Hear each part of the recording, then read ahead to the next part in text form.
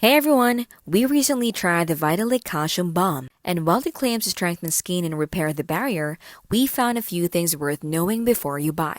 The pros first. Texture-wise, it's rich but fast-absorbing, and it gives a velvety finish that feels hydrating without being greasy. The subtle scent is pleasant, and we like how it softened dry patches overnight.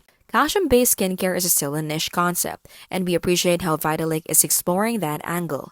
It really does promote smoother, more resilient skin after a few days of use. But here's where the cons come in. The ingredient disclosure isn't as complete as we'd hope. The allergen list is vague, and we discovered that it contains potential irritants like synthetic fragrance and certain emulsifiers that aren't clearly mentioned on the main label.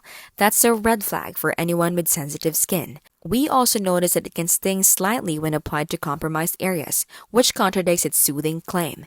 It's not a bad product, it does moisturize well, but the lack of transparency in ingredients makes it hard to recommend confidently. If you're someone with eczema-prone or reactive skin, do a patch test first.